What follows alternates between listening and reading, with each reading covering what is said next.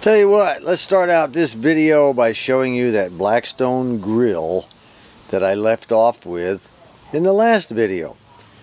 While I was at work that same day that I ended that video, old Ethan, he put this whole thing together for me. Of course, it's not much of a challenge. They do a really good job of making it very easy to put together.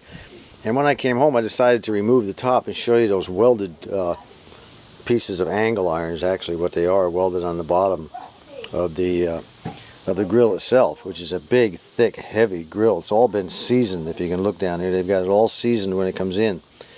And this thing is really heavy. It's a struggle just to get it off. 55 pounds. And of course we have a drip pan that's used for the drip edge. You know, your grease goes in on the end of the thing right here. I'll show you that in a little while. It used to be small, and they made it bigger. And I'll tell you what, after looking at it, I think it needs to be bigger yet. I may have to do some modification on that. I still think it's too small.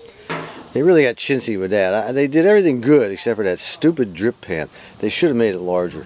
But other than that, here's what the burners look like. The holes come out of the sides, on both sides, and you got 4 of them. And it runs off of a standard old butane or LP bute tank down here, and it just feeds right up just like any other barbecue would. And you've got your 4 controllers, and you got a starter here. It's got electric start, runs off a battery. I'm sure Ethan has put the battery. Let's see what we got here. See if we can get it to show a little spark. Yeah, you can see it. Let me zoom right down in this. They say it's a long-lasting sparker, but I don't think so. None of them are. It takes a battery. Yeah, there we go. That's how it starts. Just press the button and hold it with the first burner, and then the rest. They give you good instructions with it. It was kind of funny. The lady in the store says, when I bought this thing, she says, did you want to get an extended warranty on this thing? I said, a warranty? The thing is made out of steel. Why do I need a warranty? You know what, somebody going to bend this thing? I don't think so. Standard tubes will last forever, as long as I take care of it. Alright, so that's what's going on with this. Let me get it back on. Let me get the top back on. And there it is with the top back on. Boy, I tell you what, it is hard getting it up there, but that's what I like. I like a good thick steel top. Anyway, the top just sits in there by its own weight. There's a pin on each side that goes down into a hole.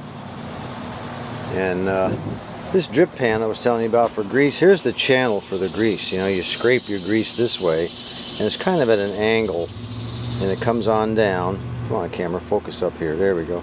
It comes on down, and it's supposed to run in this cup that hangs off the edge, like that. But you can see it's, I don't know. I don't particularly like that. I'm afraid some of it would run off and just sort of drip out on the edge. So I may have to modify it. Maybe cut this edge off, and then move the pan out here like this. Just slide it out after the edge is gone, then just bolt the two together with a bolt. And that way it would stick out a little further. I feel more comfortable with it like that. We'll see how it goes. May not have to do anything, but I think they really got chintzy with that. Anyway, this morning I went out to a local restaurant supply house we have in town. Got a couple of cooking utensils. Yes, cooking utensils. This one here is for, you know, the hash browns and the bacon and whatnot. This one here with the sharper edge, see how it's got a sharp edge all the way around it, is for the omelets, you know. Flip them babies over. Flip them omelets over. Get those eggs, you know, like that. It's also got a nice sharp cutting edge for, you know, cutting up whatever you want to cut up. Onions, or, you know, hash browns, or make some scrambled eggs and cut them up. Anyway, we're just about ready to go here. Today's Friday. I have to go to work. And my daughter will be home from her job, and then tomorrow morning we are going to do some cooking on this thing just to see how it goes. I cannot wait. We're cooking breakfast for everybody. Can't wait. According to the instructions that came with the grill, before you use it for the first time, you're supposed to wash it with soap and water, which is exactly what I'm going to do. And then once you get it nice and clean, I guess this is just to get all the grease and cook and crap that was on it at the factory, any dirt that might have accumulated and all that. They say clean it with soap and water the first time, and that'll be the only time you ever do it. From here on out, it's just water and a rag. Alright, now we wipe off the soap. I gave it a good wash down all the way around. I just put a little dish soap in the middle of a rag. It'll take probably a couple of rinses to get it all off, but this will be the only time we have to do it, like I said. And then once we get done with that, we have to put some oil on it and start the seasoning process before we do any cooking. So let me go ahead and continue to work on getting this soap off of here. We'll come back and do the oil here in a minute. Alright, the drying process is done. I just went, wiped all the soap off as much as I could a couple of times, and then took a paper towel to it and just give it a good dry down. That's all it needs. That's the last time we'll put the old soap to it. Now what we're going to do is fire it up and put some oil. I'm going to, first of all, put some oil all the way around it. Kind of a, not a ton of oil, but you can use vegetable oil, you can use peanut oil. You got to be careful with peanut oil, though. Sometimes you feed peanut oil, cook something in peanut oil, and the people that eat it may have an allergy to it. So there's, nowadays people have an allergy to everything. So anyway, you got to be careful. You can use canola oil or olive oil, whatever. Yeah, some people use Crisco. Just smear it around there. It works pretty good. So let me get the fire cranked up, and we'll get some oil on there too. I think I'll use some Mazola oil for this and a paper towel. Just pour it in there, about that much, I guess. Let it soak in the rag a little bit, and then the cloth. Kind of let it run around. Then we'll just go ahead and put a nice liberal coat on. Boy, it sucks it up. Look at that. I may have to use quite a bit. It really sucks up that oil. This has been pre-seasoned already.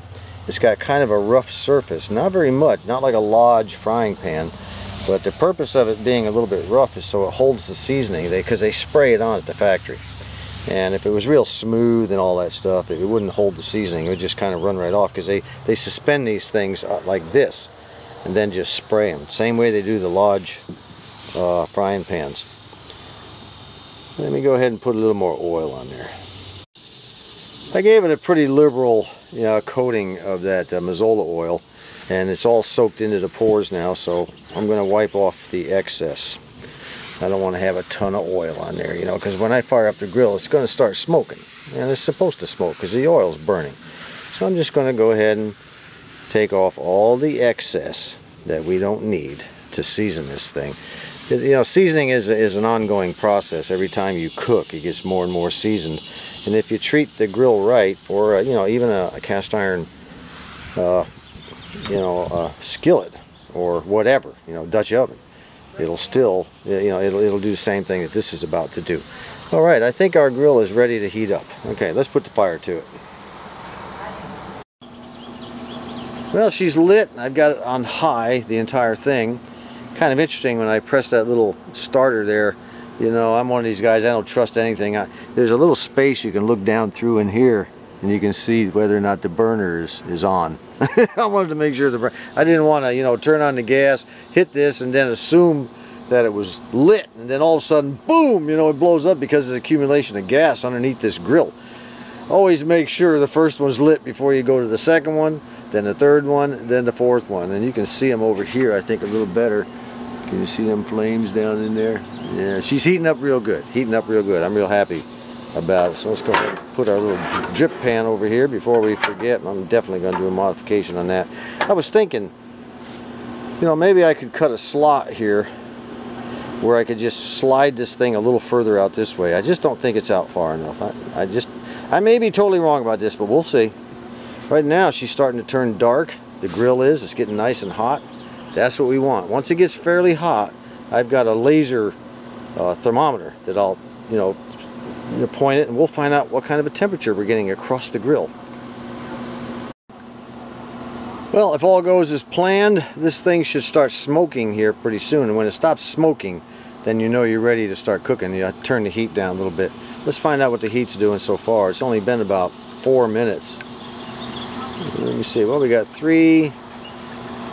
Well, that's what we got on the left. Let's go over here to the center. That's what we got on the center. Let's go over here. Alright.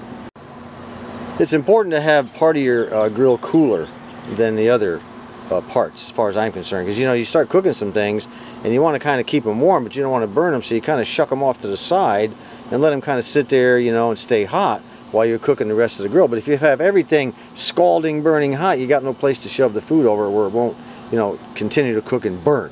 So I'm probably going to have this part, I'll crank this one way down, and after the smoking is over and the initial seasoning is done, I'll probably turn this one down to about like 220. Okay, she's beginning to smoke right now. She's beginning to smoke. I know you can't see that. Let's see if I can get a clearer focus here. Can you see the smoke beginning to come off the grill right about there? Let's see if I can get a better focus here.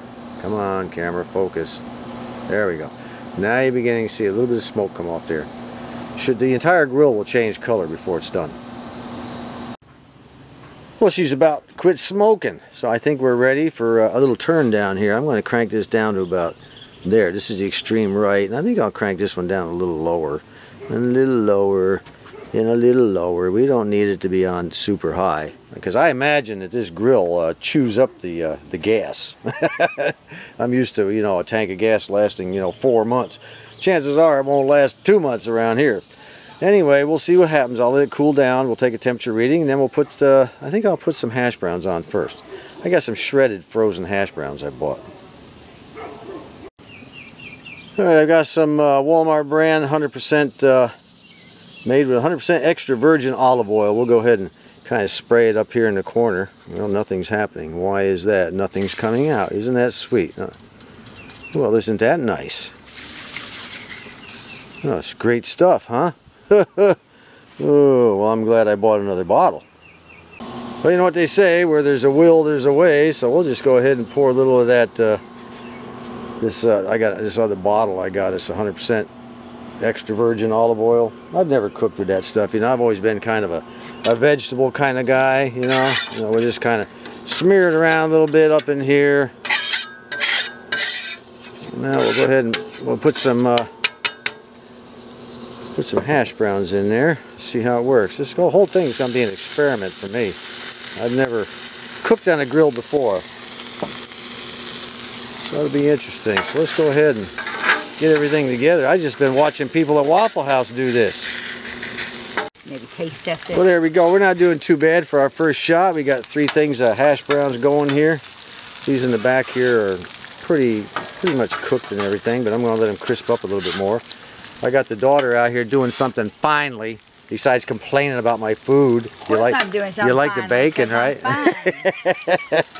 Yep. So she's working the bacon, and I turn the heat way down on the grill, which makes the bacon much more golden brown the way I like it, the way she likes. She likes hers burnt to as crispy. She likes bacon jerky. My pig's got to be dead. Your pig's got to be dead. Got to be dead.